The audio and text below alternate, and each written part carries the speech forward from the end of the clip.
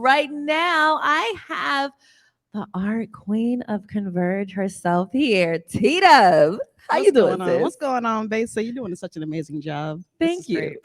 you. Happy to This be is here. weird, but I'm getting used to You're it. doing good. You're doing good. First of all, this is my first time ever actually sitting down in like a space like this with T-Dub. Right. So definitely have some questions. Oh yeah. And one of them is, being an artist, creating so many murals, like, Black Lives Matter. I seen your mural over at the State Hotel. Yeah. You've done so many dope pieces of art. What could possibly be something that you want to do next? I Like think where? for a piece, I mean, the bigger the better for me. I always like to think about the landscape and the setting that my art exists in and trying to impact it in the biggest way that I can. Obviously, the Black Lives Matter mural was a huge impact on Capitol Hill, which is why it's a landmark and still there to this day. Being able to say something with your chest and say it big and say it loud, I think is the most important thing for me. So the bigger the canvas, the better. Speaking of the Black Lives Matter mural, for those that don't know, what was your part in creating that masterpiece? Yeah, so I actually curated the artists that are responsible for the art within the individual letters. Myself and my homeboy Joey Nix came up with the idea, after the George Floyd murder and all the protests and the chop chows that was happening on Capitol Hill. We saw an opportunity to make a statement, and we just went out and did it. I love it. And sometimes I think that and at least I know I don't even have to speak for anybody else. I overthink things too Oh yeah, much. me And too. so Me too. I totally feel you when you're like, look, we seen it, it needed to be done, and we just did it. Yes. And now it's not going anywhere. If Right. anything, you might touch it up from time to time. Mm-hmm. But that is like literally a landmark that's been seen all around the world. Yeah. I'm curious to know what sparked that interest in creating art.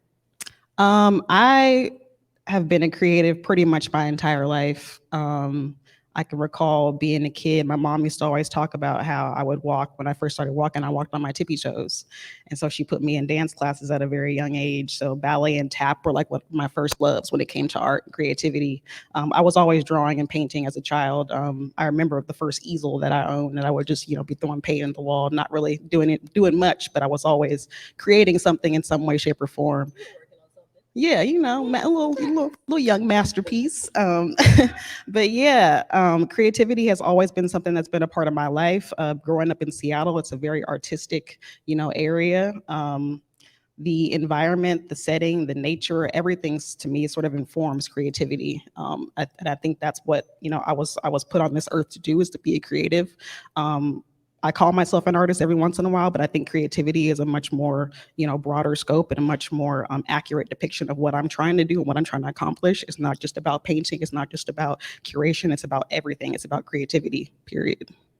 Now, speaking of creativity, when you and I mean, obviously we met a little bit before we went to Belize, but Yep. we actually met in Belize. I think I really Yes. met everybody, honestly, in Belize. Like, Yeah, that it's was one thing huge. to like see people in and out of the studio, but we were together for 9 days. Okay, Yeah. we became a lot closer In a being foreign down there. country. Yeah, it was a big deal. And it was my first time out of the country, so you guys know that was a moment for me. Yeah. One of the things that you did down there was start your show, Art of the Matter. Yes. And you ended up doing a clip, and I had the amazing opportunity of kind of being a part of it and, trying the different drinks and seeing the art and learning Yeah. about different cultures.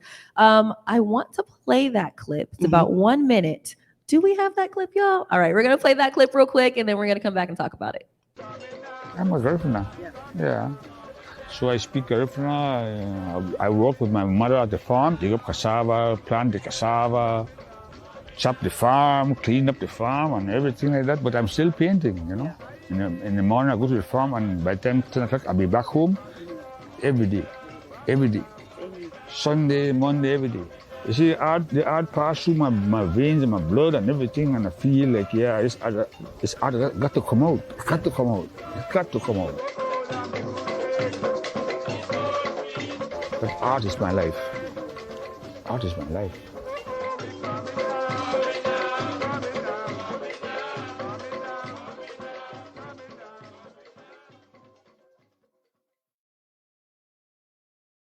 what anyone says. The first thing I thought about was drinking. What did they give us? Was it rum? It was wine. It was.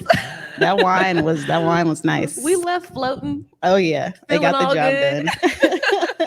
But tell me about that day creating that. I don't know. Was that your first episode? So that was a clip from the episode 4 with Mr. Penn Cayetano. He is the artist when it comes to beliefs and when it comes to art. I'm super honored to have the opportunity to sit down and talk to him at his studio, down there in Dangriga. But yeah, so that was the 4th episode that we actually filmed. We did 2 episodes in Belize. The first one was with Kevin Morales, who was an incredible artist out of Bella Vista. So that was actually episode 4 that we shot with Mr. Penn Cayetano. And yeah, having the whole crew there, we got to do some drumming moments and chat with him and learn about all of the different plants and horticulture things that they're doing too. So it's like prime example of it's not just art, it's creativity. His compound, he was building, on it as well. So to see the gallery spaces that they had, to see the music spaces and the art spaces, as well as the nature and growing things and being a part of life and creativity. Like he's a prime example of what I'm trying to do. With Art of the Matter, you have so many episodes to where you're also doing artists you should know, right? Yes. What has been your most rewarding moment highlighting different people that you've either worked with or looked up to? Deontay asked me this question too, and honestly, every episode, all 13 are my favorites. I think some of the most important ones, just to answer your question, probably the one that I did on my best friend, Brianna. She's kind of new to the art game, but she's been making waves out in Tacoma. So I wanted to make sure that I was able to honor her and just kind of, uplift the work that she's been doing and show her like, yeah, you're doing it. And she be shocked sometimes at some of the stuff that she makes.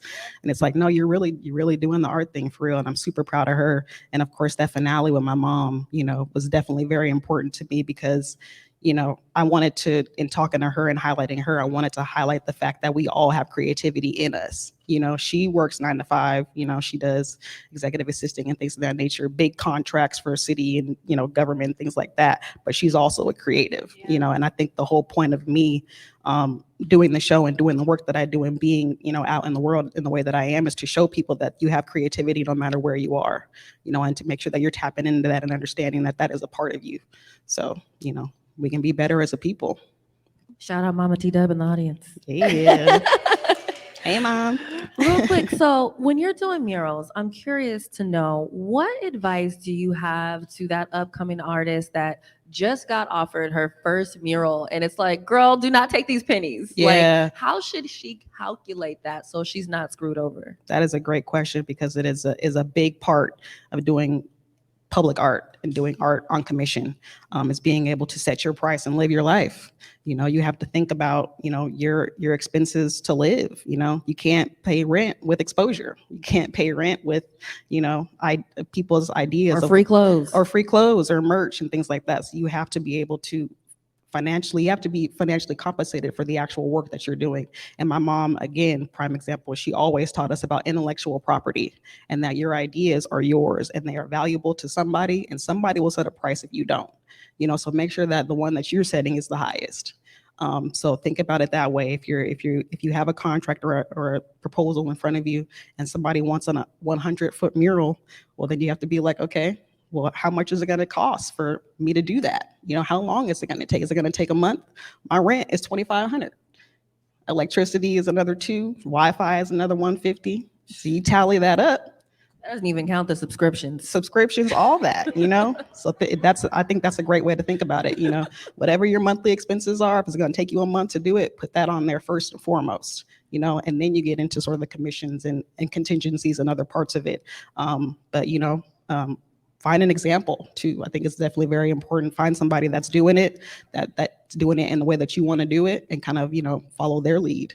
I definitely try to be as open and as inviting as I can, given the position that I'm in now, to make sure that anybody who is looking to come up in that world, you can always reach out to me. And I think that's been a theme here at the Paramount. Everybody's like, listen, my number is 206. Like I'm always there. I'm always on Instagram. You can always DM me. Like I'm always down to talk to people and share my experiences, so that we don't make those mistakes again and again, because you see a lot of undervaluing happening nowadays, especially with the amount of public art that's taking place in the city. Like everybody wants a BLM mural. Everybody wants something from a Black artist, but do they want that artist? Or do they want to pay? Do they want to pay that for artist? what the artist is worth? Exactly. Or do they just want a discount? Yes. No more discounts. What did Fat Joe say? Yesterday's price is not today's price. Period. So real quick, I have 2 more questions before we get out of here. Number 1, if someone is doing their first mural, what advice do you have for them to not mess it up? Preparation is key. Preparation is key. So if you're doing a public mural, say you got a wall, somebody wants some art on it, know what that wall is made out of. Is it brick? Is it stucco? Is it concrete? Is it wood? How long has it been up? Is it falling apart? Make sure you don't put no art on something that's not going to be there for a long period of time. So know your canvas first and foremost. Get measurements, get dimensions, understand the setting, understand the time of year. Like here in Seattle, we are out of mural season. So if you're doing a mural in October, November, you're setting yourself up for failure. And I'm actually doing that. So,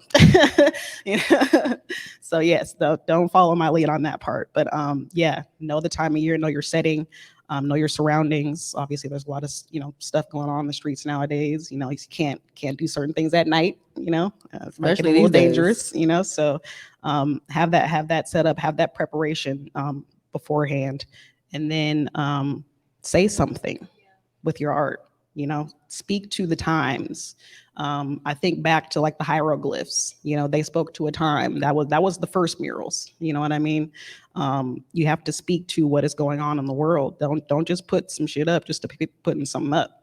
Say something. And make sure that your message and the message of the time is able to have that longevity. So.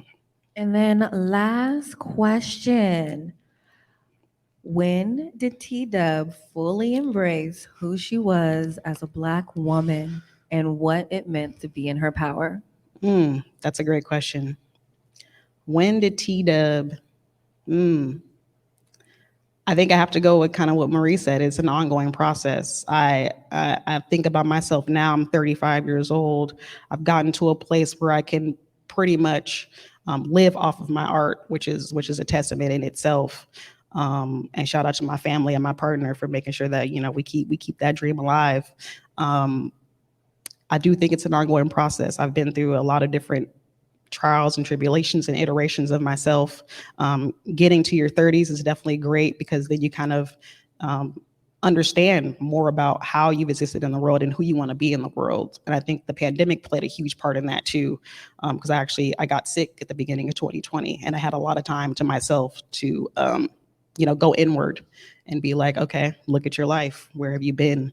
Where are you now? And where do you want to go? So I think the past couple of years have definitely been a rocket ship of that process. But taking it day by day, taking it all in stride, and making sure you're taking care of yourself. First and foremost, like you can't give if you're not receiving. So I try to make sure that health is wealth, and taking care of yourself is definitely the biggest part of it. So now I know we're just about out of time, but you have a sneaker dry cleaners that is going to open very soon. Yes. And you're doing like a preview of it at this Fresh Kicks Sneaker Ball. Fresh Kicks Market, yes. Look into that camera. Let everybody know what that is and where they can grab some tickets. Absolutely. So T-Dub is bringing Seattle its very first dry cleaner for sneakers. This space is called the Resole 206. We will be located on 23rd and Union at the Midtown Square, opening beginning of 2023. And you will get your first premiere of the business and what we're all about at Fresh Kicks Market, which is next month, November 20th, within Soto. So shouts out to Fresh Kicks Market, shout out to Jazz, Black Sunflower Clothes, shouts out to Humble J, myself. We're bringing this thing to the city. It's going to be amazing, and the Resole 206 will be in the building, so definitely check it out. All right. Well, shoot, let everybody know where they can keep up with you on social media. Yeah. And if they want to hire you to have some art getting done, probably indoors because it's a little rainy right about now. Yes. Yes. You can always find me on Instagram at TW Customs. You can hit my website, The Resole 206, for all sneaker related content and things of that nature. We are also on Instagram at The Resole 206. You can find the Vivid Matter Collective, who is responsible for the BLM mural. We do a lot of collective work, public art in the city at vividmattercollective.com. Yeah, I'll be everywhere. Converge Media, always, we outside.